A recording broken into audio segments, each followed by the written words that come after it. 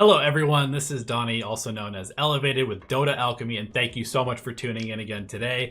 This video is going to be all about warding, all about vision, and vision efficiency in patch 7.20. We've been getting a lot of questions about warding, and this is one of my favorite parts of the game. I play a lot of support. I think that warding is an art form, and that placing the best wards is one of the most fun parts of Dota 2.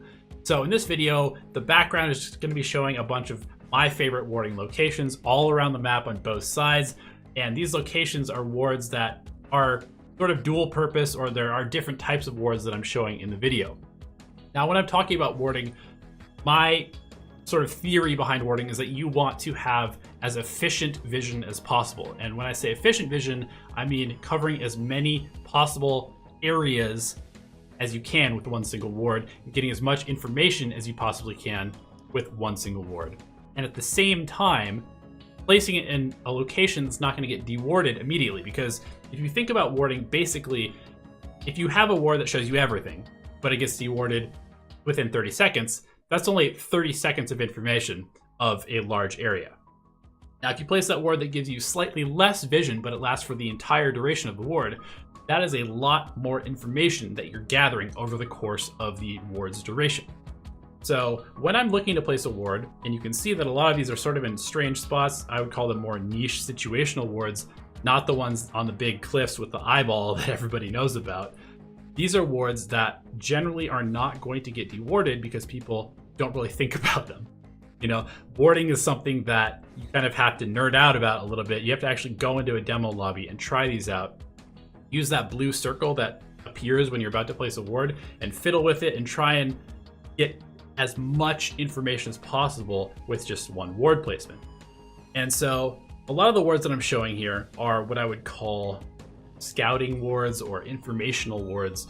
And these are the ones that I'm kind of placing to secure areas for my team to farm or fight in, or even just keep track of the enemy team's movement. And these differ pretty significantly from other wards that I would call aggressive or defensive wards or objective-based warding.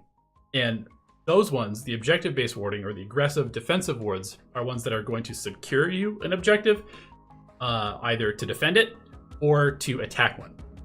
And this is a really important distinction to make, because if you're trying to place informational wards, you want these wards to last as long as possible, and you want them to cover as much area as possible, and you want them to do multiple jobs.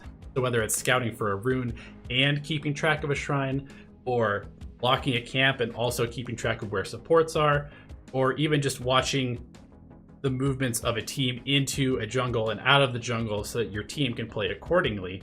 These are very, very good information gathering wards. And this contrasts to objective securing wards, which are ones that you don't really care that much if they get dewarded after the fight, because they're just there to secure the one fight or the one defense that's going to allow you to maybe keep track of that Earthshaker or that Axe who's going to blink in and kill all of your team.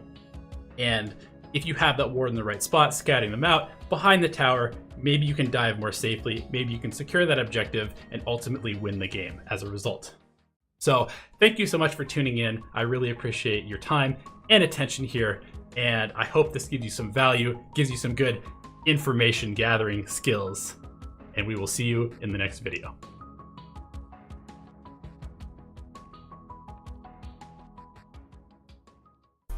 Hello everyone, and thank you for watching the video. We genuinely appreciate your time and attention spent with us here on the YouTube channel.